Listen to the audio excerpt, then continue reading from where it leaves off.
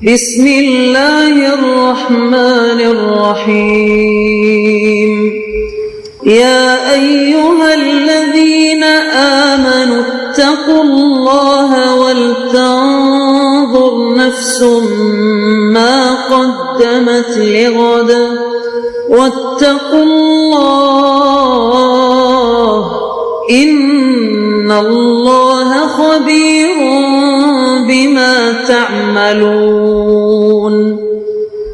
اے ایمان والو، اللہ سے ڈرتے رہو اور ہر شخص کو دیکھنا چاہیے کہ اس نے کل یعنی آخرت کے لیے کیا سامان بھیجا ہے، اور ہم پھر کہتے ہیں کہ اللہ سے ڈرتے رہو، بے شک اللہ تمہارے سب اعمال سے خبردار ہے۔ بسم اللہ الرحمن الرحیم، الحمد للہ رب العالمین، والصلاة والسلام على اشرف الانبیاء والمرسلین وعلى آلہ واصحابہ اجمعین ومن تبعہم بإحسان الى یوم الدین۔ قابل صد احترام حضرات شائقین و شائقات سچا پیغام، السلام علیکم ورحمۃ اللہ وبرکاتہ۔ آج کی محفل میراث النبی کے نورانی پروگرام میں آپ کا استقبال ہے۔ اہلا و سہلا مرحبا۔ ہم آپ تمام حضرات و مستورات کا خیر مقدم۔ محترم حضرات و خواتین، تعلیم کا آغاز ہو رہا ہے۔ سب سے پہلے آداب تعلیم کا لحاظ کرتے ہوئے تعلیم کی طرف متوجہ ہو جائیں۔ پورے دھیان سے سننا، عمل کی نیت سے سننا اور تبلیغ کی نیت سے سننا، یعنی سنی ہوئی باتیں دوسروں تک پہنچانے کے جذبے سے سننا۔ چند خاص آداب تعلیم ہیں، امید ہے کہ آپ حضرات ان آداب کا ضرور خیال رکھیں گے۔ جزاکم اللہ۔ بسم اللہ الرحمن الرحیم۔ علامہ خلیل احمد سہارنپوری رحمۃ اللہ علیہ کا تقویٰ۔ حضرت مولانا مفتی محمود الحسن گنگوہی رحمۃ اللہ علیہ فرماتے ہیں کہ ایک صاحب بیان کرتے تھے کہ میں حضرت مولانا خلیل احمد صاحب سہارنپوری رحمۃ اللہ علیہ کے پاس گیا، جب تک ٹھہرنا تھا ٹھہرا۔ جب میں واپس ہونے لگا تو میں نے مصافحہ کے لیے ہاتھ بڑھایا اور مصافحہ کرتے ہوئے حضرت سے کہا کہ حضرت ذرا سی ایک بات پر آپ سے 1 منٹ کا مشورہ بھی کرنا ہے۔ وہ کہتے تھے کہ حضرت سہارنپوری رحمۃ اللہ علیہ بخاری شریف کا سبق پڑھانے کے لیے بیٹھ چکے تھے۔ جب میری بات حضرت نے سنی تو فوراً چٹائی پر سے اٹھ کر کھڑے ہو گئے اور باہر آ گئے۔ پھر فرمایا کہ کہو کیا مشورہ کرنا ہے۔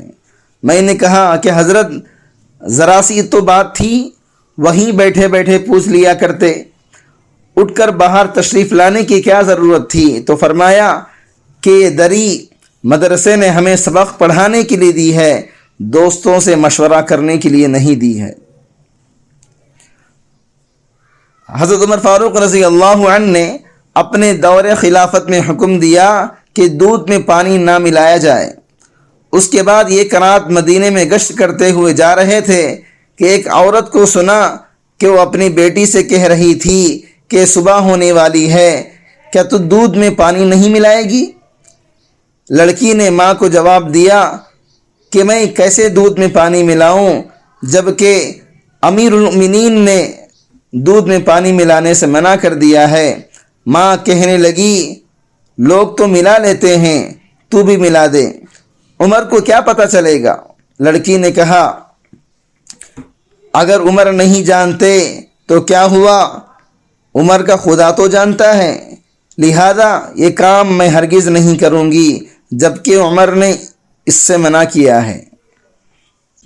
حضرت مولانا الیاس رحمۃ اللہ علیہ کا بے مثال تقویٰ۔ آخری حج میں کراچی سفر میں 2 جہازوں میں مقابلہ ہو گیا۔ ایک جہاز نے 55 روپیہ کرایہ کر دیا۔ اس جہاز کے مسافروں کو ایک عورت انجیکشن لگا رہی تھی۔ مولانا نے غصے میں فرمایا کہ فریضہ ادا کرنے جا رہے ہیں اور حرام کے مرتکب ہو رہے ہیں، میں غیر محرم عورت کے ہاتھ سے انجیکشن نہیں لگوا سکتا۔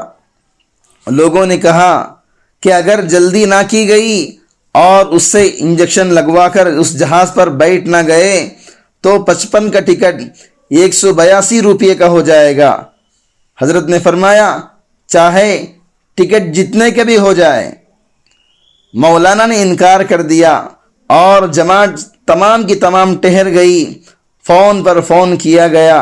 ڈاکٹر پریشان ہوتا ہوا غصہ ہوتا ہوا آیا اور کہا کہ وہ پیر صاحب کہاں ہیں جو لیڈی ڈاکٹر سے انجیکشن نہیں لگوا رہے ہیں۔ مولانا نے اس ڈاکٹر سے انجیکشن لگوایا اور ساتھیوں نے بھی لگوایا اور ٹکٹ بھی 55 ہی کا ملا۔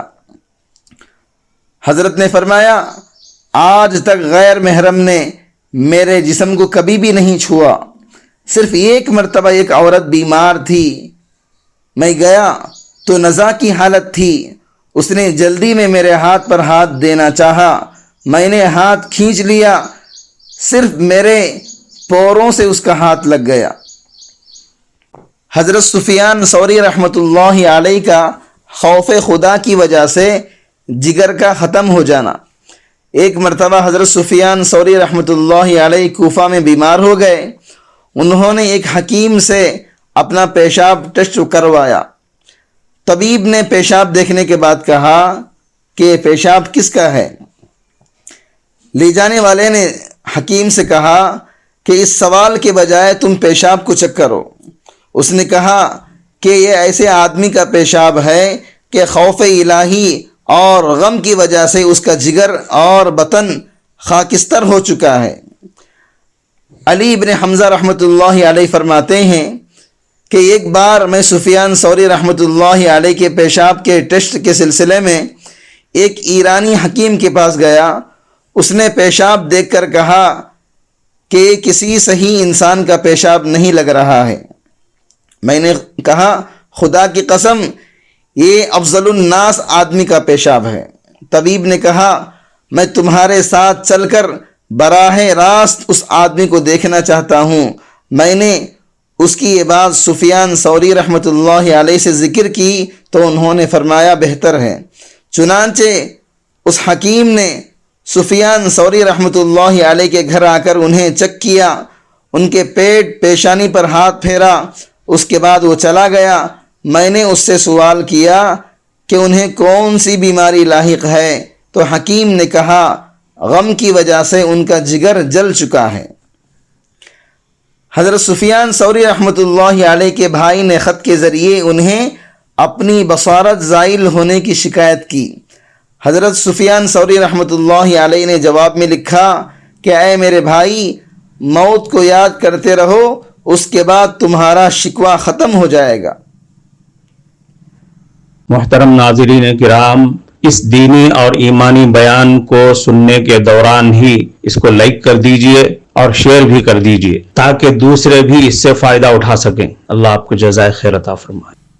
حضرت انس رضی اللہ عنہ فرماتے ہیں میں نے آپ صلی اللہ علیہ وسلم کو دیکھا کہ حجام آپ صلی اللہ علیہ وسلم کا سر مونڈ رہا ہے اور صحابہ کرام رضی اللہ عنہم آپ صلی اللہ علیہ وسلم کو گھیرے ہوئے ہیں، اور مقصد صرف یہ ہے کہ جو بال آپ صلی اللہ علیہ وسلم کے سر مبارک سے نیچے گرے وہ کسی نہ کسی کے ہاتھ میں آ جائے۔ عمر رضی اللہ عنہ اور اطاعت رسول۔ حضرت اسلم رحمۃ اللہ علیہ فرماتے ہیں عمر ابن خطاب رضی اللہ عنہ نے حجر اسود کو مخاطب کرتے ہوئے فرمایا سن لے، اللہ کی قسم مجھے معلوم ہے کہ تو ایک پتھر ہے، نہ نقصان دے سکتا ہے اور نہ ہی نفع دے سکتا ہے۔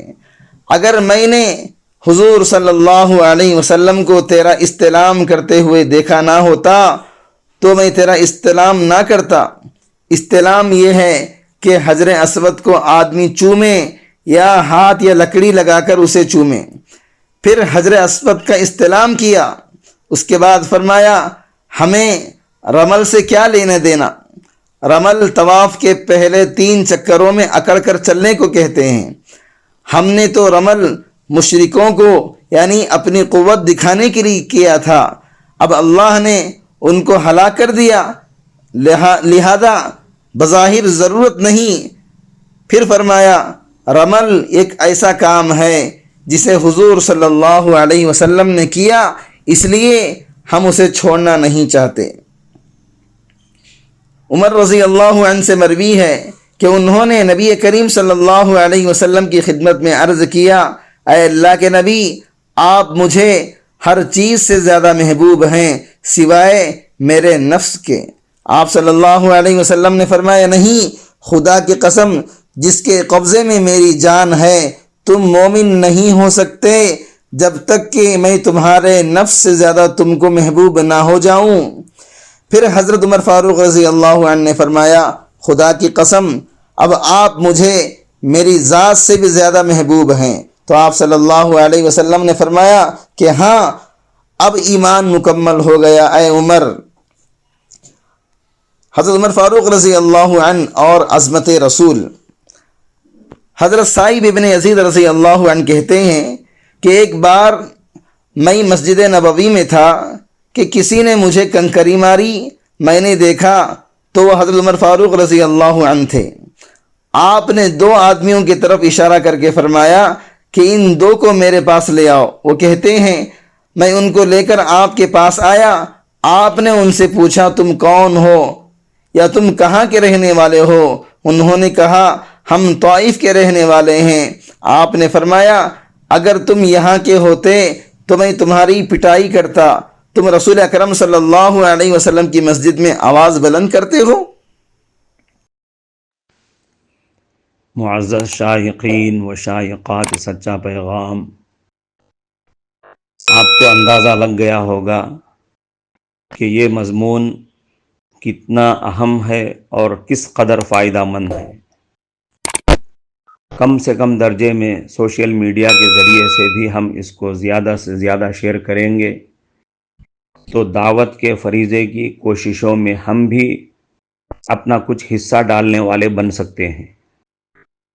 لہٰذا زیادہ سے زیادہ اس کو عام کریں تاکہ پوری دنیا کے ہندوؤں کی غلط فہمی دور ہو جائے اور انہیں یہ زمینی حقیقت معلوم ہو جائے اور وہ اپنے اصل مذہبی لیڈر پیغمبر آخر الزماں حضرت محمد الرسول اللہ صلی اللہ علیہ وسلم کو ماننے پر مجبور ہو جائیں اور کلمہ پڑھ کر آپ کے ساتھ ساتھ وہ بھی جنت میں جانے والے بن جائیں۔